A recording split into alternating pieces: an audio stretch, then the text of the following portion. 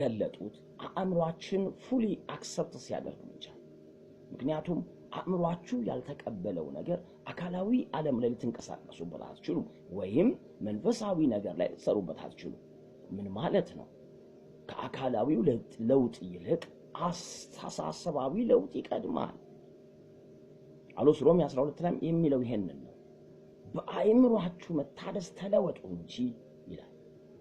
አያችሁ፣ የሚቀድመው ነገር ሐሳባዊ ዓለማችን ላይ ያ እግዚአብሔርን ያለንን ቃል አክሰፕት ስናደርገው ነው ነገር ወደ መገለጥ የሚመጣው። ብዙ ሰው ግን የቱን ፍጫው ዱቄቱን አምጠው ይሆናል። ይሄ ደግሞ የማያስኬድ ነገር ነው የሚሆነው። እስቲ ልመልሳችሁና እዛ ዮሐንስ ወንጌል ምዕራፍ 6 ላይ ከቁጥር 25 እስከ 34 ባየነው ነገር ላይ ኢየሱስ ትኩረት ያደረገው በማንነቱ ላይ ነው። እነሱ ደግሞ ማንነቱን ትተው በሚታይ ለውጥ ላይ ነው ሐሳባቸው የተያዘው። ግን ኢየሱስ ያላቸው አንድ ነገር ነው።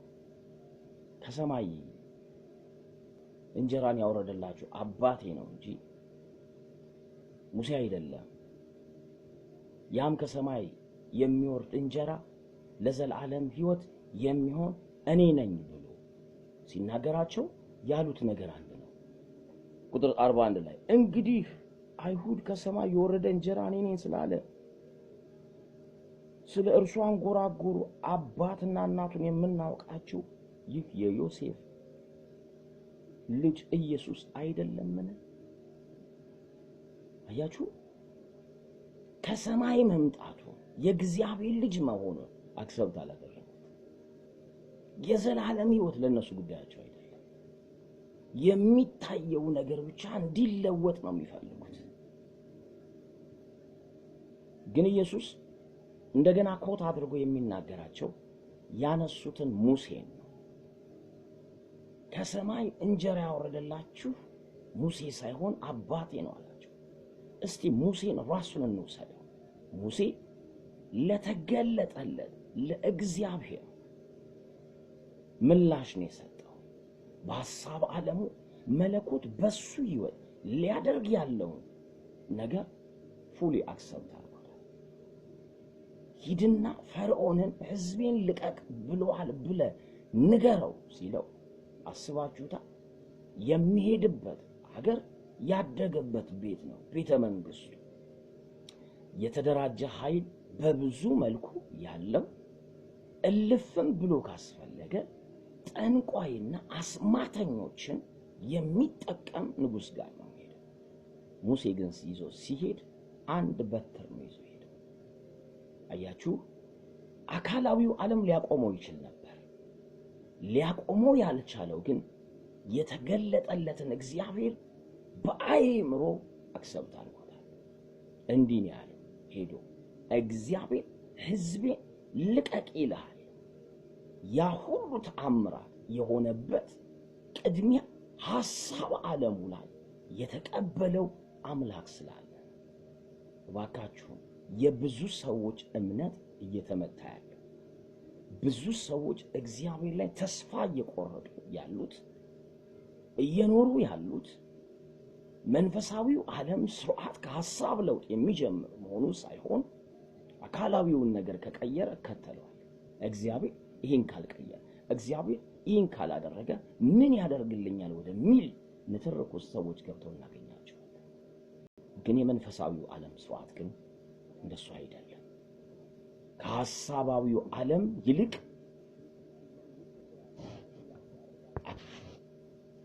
አካላዊው ዓለም ላይ ትኩረት ስላልተደረገ ማለት ነው።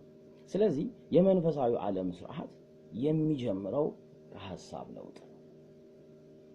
እስቲ አብርሃምን ላሳያችሁ።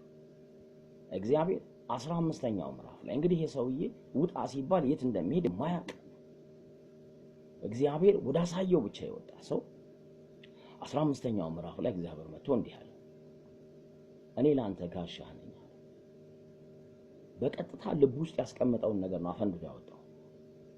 እኔ ኤሌዘር የሚባል ባሪያ ሰውዬ ሊወርሰኝ ነው፣ አንተ የብዙ አሕዛብ አባት አደርግሃለሁ ትለኛለህ፣ ከጉልበት ይወጣል ትለኛለህ።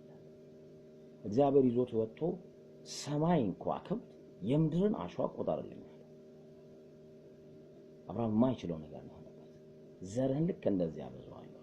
መጽሐፍ ሲናገር አብርሃም አመነ ጽድቅም ሆኖ ተቆጠረለት። ተመልከቱ ይስሐቅ ከመምጣቱ እግዚአብሔር ያለፈውንም ኪዳን በክርስቶስ ኢየሱስ ሊያደርግልን ስላለውም ነገር ትንቢታዊ ድምጸትም ቢኖረው እንደወሰን እንኳን ብናደርገው ይስሐቅ ቤቱ ከመወለዱ በፊት ለመንፈሳዊው ዓለም አክኖሌጅመንት በማይኑ ሰጥቷል።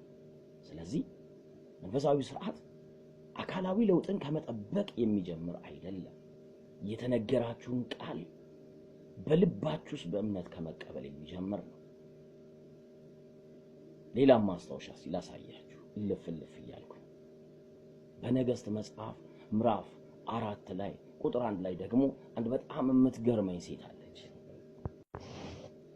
ምዕራፍ 4 ቁጥር 1 ላይ ሁለተኛ ነገሥት ምዕራፍ 4 ከነቢያት ወገን ሚስቶች አንዲት ሴት ባሌ ባሪያ ሞቷል፣ ባሪያም እግዚአብሔርን ይፈራ እንደነበር አንተ ታውቃለህ፣ ባለ ዕዳ ልጆቼን ባሪያዎች አድርጎ ሊወስዳቸው መጥቷል ብላ ወደ ኤልሳ ጮኸች። ኤልሳም አደርግልሽ ዘንድ ምን ትሻለሽ? በቤትሽ ውስጥ ያለውን ንገሪኝ አላት። እርሷም ለኔ ለባሪያ ከዘይት ማሰሮ በቀር በቤቴ አንዳች የለኝም አለች። እርሱም ሄደሽ ከጎረቤቶች ሁሉ ከሜዳ ማድጋዎችን ተውሰሽ ተዋሺ፣ አታሳንሻቸው አላት። እንግዲህ እቺ ሴት ነብይ ባሌ ነበራት፣ ግን ዕዳ ጥሎባት የሞተ ሲቹዌሽኗ በጣም ደስ የማይል ዕዳን የማይበላ እግዚአብሔር፣ የባሪያውን ውለታ የማይረሳ እግዚአብሔር በቤቷ ላይ ግን ሲመጣ አካላዊ ነገር ዝብርቅርቅ ያለ ነው። ኤልሳን ስታየው አንተ ላይ ያለ አኖይንቲንግ የሌለን ነገር ማምጣት የሚችል እንደምታ ማይንዷ ውስጥ አለ። ሐሳብ ዓለም ውስጥ የአንተ አፍ ቃል ነገር ይቀይራል ያለችው ኤልሳ አካላዊውን ነገር ከኪሱ አውጥቶ በአካላዊ ነገር ዕዳ ሊከፍልላት ነው? ኖ አይደለም። ሂዝ አ ፕሮፌት። በአፉ ቃል ነገር እንደሚቀይር አምናለች። ሂጂና ተውሰሽ አምጫለ፣ በልጆችሽ ላይ በሩን ዝጊ፣ ዘይቱን ወደ ማሰሮ ገልብጭ አላት። ልጆቿ ሁሉ መገልበጥ ጀመሩ። ሂጂ አሁን አላት ዕዳሽን ክፈይ፣ የቀረውንም ላንቺና ለቤቶች ልጆችሽ ይሁን ያላት። ምን ማለት ነው? አሁን ከአካላዊው ለውጥ ይልቅ መንፈሳዊ ዓለም ላይ በማይንዳችን አክኖሌጅመንት መስጠት ይጀምራል። አሊያ መንፈስ ቅዱስ በህይወታችሁ ላይ ተአምራት ለማድረግ ይቸገራል። የነገሩን ለውጥ ሳይሆን ለዋጩ እግዚአብሔር ላይ በነፍስ ዓለም